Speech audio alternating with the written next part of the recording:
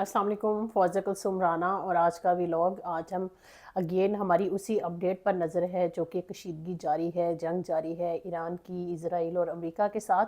और हमने देखा है कि जिस तरह से आयतुल्लाह ख़ामेनी की शहादत के बाद से प्रिडिक्ट ये किया जा रहा था, या फिर ऐसा है कि शायद अमेरिका साहब बहादुर ये सोच के बैठा था कि इसी हद तक होगा, लेकिन आपने देखा कि पहले ये कहा गया कि जो मिसाइल प्रोग्राम है जो ईरान है वो तर्क कर दे, फिर कहा गया जी रजीम चेंज करना है, फिर कहा गया जी ये कीमियाई हथियार हैं इनके पास, फिर कहा गया जी ये एटमी ताकत बनना चाहते हैं। मतलब रोज़ एक नई स्टोरी जो है ना वो अनफोल्ड हो रही है, और उस सारे मुतालबात में और ये जो चीज़ें सामने आ रही हैं, इसमें एक चीज़ वाज़े हो चुकी है कि शायद ये वही हीले बहाने हैं जो कि कभी गर्म पानियों तक रसाई के लिए, जो कि अपने दीगर पॉलिटिकल या इकोनॉमिकल अज़ाइम या फिर रिलीजियस अज़ाइम पूरे करने के लिए किसी भी मुल्क को जो है वो टारगेट किया जाता है। और ये टारगेट जो है इतना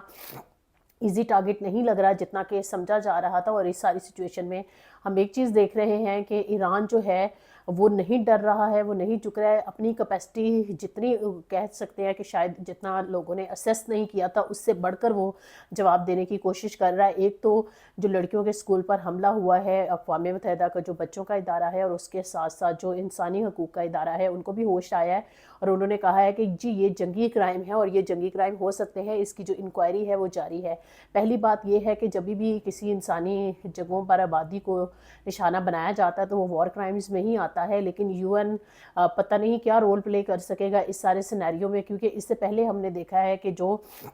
गज़ा में जो सहूनी ताकत ने जितने जंगी जराइम किए हैं वो अब तक आलमी अदालत से जो है वो मफरूर हैं, और अभी तक उनके लिए कोई कार्रवाई नहीं हुई। तो अब देखते हैं कि क्या ईरान में जो जंगी क्राइम हो रहे हैं सहूनी ताकतों की तरफ से, क्या उस पर कोई कार्रवाई होती है कि नहीं होती। लेकिन इसके साथ साथ सिर्फ ऐसा नहीं है कि ईरान के साथ ये जो वॉर थिएटर है ये जारी है, बल्कि इसके साथ साथ हम देख रहे हैं कि इसका जो अहाता है पूरे गल्फ में फैल चुका है। जिस तरह से हमने देखा है कि इसराइल की इस कार्रवाई के बाद से, आयतुल्लाह ख़ामेनी की शहादत के बाद से, ये हौसी बागी और हिजबुल्लाह उसमें शामिल हुआ है। तो अब जो इसराइल है उसने भी वो कह ले कि मल्टी फ्रंट जो हैं वो खोल लिए हैं, और इसके साथ साथ उन्होंने जिस तरह से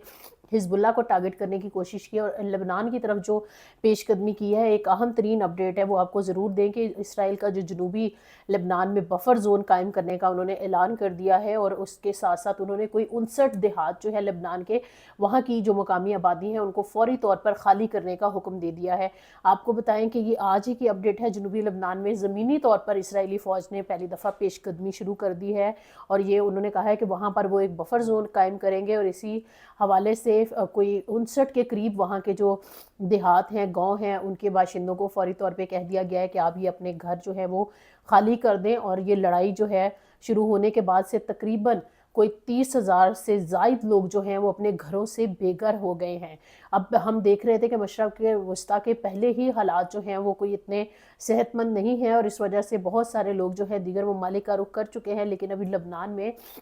ये एक ताज़ा अपडेट सामने आई है ईरान इसराइल जंग के बाद से, जो ज़मीनी तौर पर इसराइल ने पेशकदमी शुरू कर दी। और आज की जो हमने नोट्स आपके लिए तैयार किए हैं, इसमें आपको बताएं कि इसकी वजह से लोगों को, वहाँ के मुकामी लोगों को खासी मुश्किलात का सामना है। और ये ख़याम का जो मैदानी इलाका है उस जानिब ये पेशकदमी है, और ये कार्रवाई इसराइली वज़ीर दिफा की उस हदायत के फ़ौरी बाद शुरू होगी, जिसमें उन्होंने इसराइली फ़ौज को ये कहा कि लबनान में मज़ीद जो स्ट्रैटेजिक जो मकामात हैं उन पर कब्ज़ा कर लें फ़ौरी तौर पर, और वहाँ पर प्रैक्टिकली या बूट्स ऑन ग्राउंड्स जो हैं वहाँ पर आप चले जाएं। फिर इसराइली फ़ौरी तर्जुमान कहते हैं कि एफ़ी डेफजन ने टेलीविज़न पर अपना एक बयान दे दिया था, जिसमें शुमाली कमान ने आगे बढ़कर बुलंदो बाला इलाकों पर कंट्रोल भी हासिल कर चुका है। और उन्होंने ये कहा है कि हम इसराइली शहरियों और ख़तरे के दरमियान में एक बफर जोन जो है वो तश्कील देना चाहते हैं, जिसकी वजह से ये सारी कार्रवाई जो है वो अमल में लाई जा रही है। और 59 देहात जो हैं इस लेबनान के,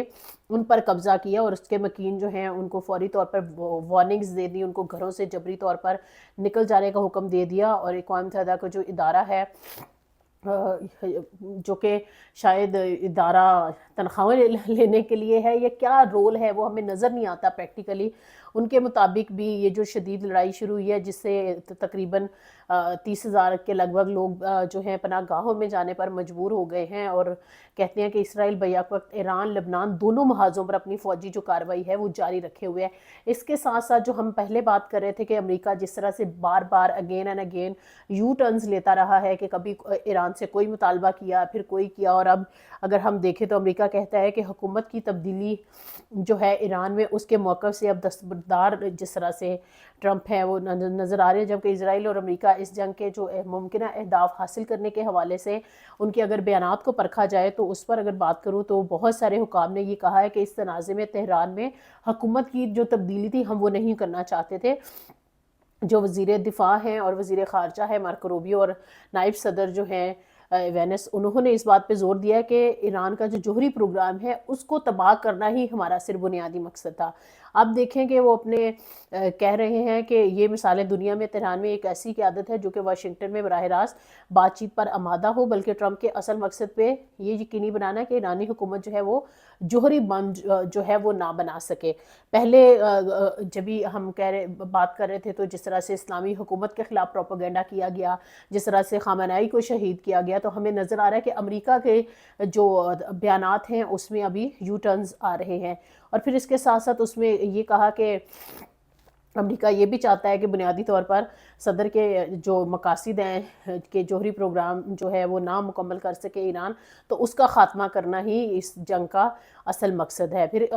جو ایرانی عوام ہیں اس سے بھی ہمیں نظر آتا ہے کہ صدر ٹرمپ نے جس طرح کہا تھا کہ 4 سے 5 دن لگیں گے پھر آپ اپنی حکومت سنبھال لیجئے گا، تو ہم دیکھ رہے ہیں کہ آیت اللہ خامنہئی کی شہادت کے بعد سے جو روٹین لائف ہے، خاص طور پر اگر ہم بات کریں ایران کی، تو وہاں پر سچویشن جو ہے وہ نارمل بالکل بھی نہیں ہو سکی ہے۔ ابھی تک حالات جو ہیں وہ خراب ہیں، مسلسل ایران بھی جو ہے وہ رد عمل دے رہا ہے، نہ صرف اسرائیل کو بلکہ گلف کے جتنے ممالک میں اسرائیل کے جہاں جہاں اڈے ہیں، امریکہ کے جہاں جہاں اڈے ہیں، ان کو نشانہ بنایا جا رہا ہے، اور ایران نے واضح طور پر کہہ دیا ہے کہ یہ رد عمل کسی صورت نہیں رکے گا جب تک ہمیں یہ بھی معلوم ہو چکا ہے۔ ایران نے کہا کہ ہمارے پاس انٹیلیجنس ہے کہ جہاں جہاں امریکی فوجی جس جگہ پر جس ہوٹل میں چھپے ہوئے ہیں، ہم ان کو بھی کارروائی کا نشانہ بنائیں گے۔ اب بھی سارے اس کے بعد سے ہمیں نظر آ رہا ہے کہ صدر ٹرمپ کے پاس شاید کوئی ایگزٹ پلان نہیں ہے اس جنگ کے حوالے سے، اگر ہوتا تو شاید اتنی کنفیوژن نہ ہوتی، ان کو بار بار اپنے جو مقاصد ہیں یا پھر اپنے بیانات ہیں وہ تبدیل نہ کرنے پڑتے۔ اب بھی ساری سچویشن میں دنیا یہ سمجھ رہی تھی کہ شاید دبئی سے زیادہ محفوظ کوئی جگہ نہیں ہے، تو آپ نے دیکھا ہے جس طرح سے دبئی میں لوگ سٹک اپ ہیں، وہ فوری طور پر وہاں سے نکلنا چاہتے ہیں۔ امریکہ نے خاص طور پر ایک جو کہہ لیں کہ اپنے رہائشیوں کو ایک وارننگ دی ہے کہ چاہے وہ کویت میں رہ رہے ہیں، چاہے وہ بحرین میں رہ رہے ہیں، چاہے وہ دبئی میں رہ رہے ہیں، چاہے وہ سعودی عربیہ میں رہ رہے ہیں، چاہے وہ گلف کے کسی بھی ملک میں رہ رہے ہیں، وہ فوری طور پہ نکلیں، ان کو فلائٹس مل رہی ہیں، بائی ایئر نکلیں، بائی روڈ نکلیں، جس طرح سے وہ ان ممالک سے جا سکتے ہیں نکلیں، کیونکہ ایران نے تو وہی والی بات ہے کہ زیرو ٹالرنس پالیسی پر عمل پیرا ہو چکا ہے ایران، اور جس طرح سے اس نے پہلے سے وارن کیا تھا کہ اگر ظاہر ہے ایران پر یہ جنگ مسلط کی گئی زبردستی، ہم جنگ شروع نہیں کریں گے، لیکن اگر ہم پر جنگ مسلط کر دی گئی تو ہم پھر پیچھے نہیں ہٹیں گے۔ اور اب جس طرح سے صدر ٹرمپ یہ کہہ رہے ہیں کہ شاید ہمارے پاس ٹائم نہیں ہے، ہم بات چیت جو ہے جس طرح سے بیک ڈور، ترکی بھی ایک پوری کوشش کر رہا ہے، پاکستان بھی کر رہا ہے، سعودی عربیہ بھی کر رہا ہے، تو ٹرمپ کا جو صدر ٹرمپ ہے ان کا بیان سامنے آتا ہے کہ وہ کہہ رہے ہیں کہ اب وقت نہیں ہے، بظاہر یہ وہ کہہ رہے ہیں کہ اب بات چیت سے مسئلہ حل نہیں ہو سکتا، حالانکہ ایران نے تمام تر بیلسٹک پروگرام ہے، جوہری پروگرام ہے، ہر حوالے سے تمام تر ٹاکس جو ہیں ایران اس کا باقاعدہ حصہ رہا ہے، لیکن امریکہ نے وہی ڈسپشن پالیسی ایران کے لیے استعمال کرتے ہوئے یہ ہتھ کنڈے اپنائے ہیں، اور اب یہ صورتحال بن چکی ہے کہ یہ جنگ جو ہے نہ صرف یہ کہ پورے ساؤتھ ایشیا، پورے جو مڈل ایسٹ ہے اس میں پھیل چکی ہے، بلکہ ایک خدشہ اور ظاہر کیا جا رہا ہے کہ اگر جو انڈیا ہے وہ اپنے جو سپیس ہے اسرائیل کے لیے، یہ ایک خدشہ ظاہر کیا جا رہا ہے کہ جو اسرائیل ہے وہ اس کی جو سپیس ہے یا ایئر بیس ہے وہ استعمال کر سکتا ہے، تو کیا خدشہ ہے کہ یہ جنگ جو ہے ساؤتھ ایشیا کے حالات بھی پیچیدہ کر سکتی ہے، کیا کوئی اور نیا فرنٹ کھل سکتا ہے؟ ایک طرف تو ہمیں نظر آ رہا ہے کہ افغانستان کا بارڈر بھی گرم ہے، اور کیا ایسا ہندوستان کے بارڈر پر بھی کچھ ایسی چیزیں سامنے آ سکتی ہیں، کیونکہ ہندوستان کی ہی کانگریس کی جو لیڈر ہیں وہی لکھتی ہیں اپنے آرٹیکل میں کہ جس طرح سے مودی سرکار جو ہے سائیڈ لے رہی ہے اسرائیل کی، تو انڈیا کی ایک جو نیوٹرالٹی کی پالیسی تھی اس پر ایک بہت بڑا کوشچن اٹھ گیا ہے۔ ایسے لگ رہا ہے کہ شاید وہ امریکہ یا پھر اسرائیل کے اتحادی نظر آ رہے ہیں اس ساری ایران جنگ میں، تو انہوں نے ان کو تنقید کا نشانہ بنایا۔ اب دیکھنا یہ ہے کہ کیا انڈیا اپنے مقاصد حاصل کرنے کے لیے کہیں صدر ٹرمپ کی جو پالیسی ہے اس کو تو نہیں اپنا لے گا، اور میرے خیال میں جس طرح صدر ٹرمپ جو ہیں مودی جی کو بار بار بتاتے تھے کہ کتنے طیارے گرے ہیں، تو اب مودی جی اور یہ دونوں آپس میں گپ شپ لگایا کریں گے، کیونکہ کویت میں جس طرح سے طیارے گرے ہیں جس کی تاحال انکوائری سامنے تو نہیں آئی، لیکن بظاہر یہی کہا جا رہا ہے کہ ایران کے پاس ایسی میزائل ٹیکنالوجی ہے جس کے تحت ان طیاروں کو گرایا گیا ہے۔ تو اب ہم نے دیکھا ہے کہ جس طرح سے رافال کے بعد سے F-15 جو ہے وہ بھی زمین بوس ہو گیا ہے، تو اس سے ایک چیز تو نظر آ رہی ہے کہ شاید برتری جو ہے وہ صرف اسی موقف کی ہے جو کہ کسی دو نمبری پر مبنی نہیں ہوگا، اور اس کے خفیہ عزائم کچھ اور نہیں ہوں گے، اور سامنے سامنے کسی اور فرنٹ سے نہیں لڑا جا رہا ہوگا جس طرح سے نظر آ رہا ہے اسرائیل اور امریکہ کے عزائم۔ اب ہماری جو فردر صورتحال ہے ایران کے حوالے سے اس پر نظر رہے گی، لیکن ہم دعاگو ہیں ان تمام تر زائرین کے لیے، ان سٹوڈنٹس کے لیے جو شاید ایران میں ہیں اور مصیبت میں ہیں۔ ایران کی عوام کے لیے ہماری دعائیں ہیں، اور خاص طور پر ان تمام ممالک کے لیے ان کو چاہیے کہ اپنی پالیسی کو خاص طور پر نیوٹرالٹی کی طرف لے کر جائیں اور واضح کریں کہ نہ وہ امریکہ سے استعمال ہو۔ نظر تو یہ آ رہا ہے کہ شاید امریکہ ان کو استعمال کر رہا ہے، لیکن وہ اسرائیل کے لیے اڈے جو ہیں یا اس کی پروٹیکشن کے لیے استعمال ہو رہے ہیں، جس پر گلف کے دیگر جو ممالک ہیں ان کو بھی تشویش ہے۔ تو امید کرتے ہیں کہ گلف کے جو کنٹریز ہیں وہ اپنی نیوٹرل پالیسی جو ہے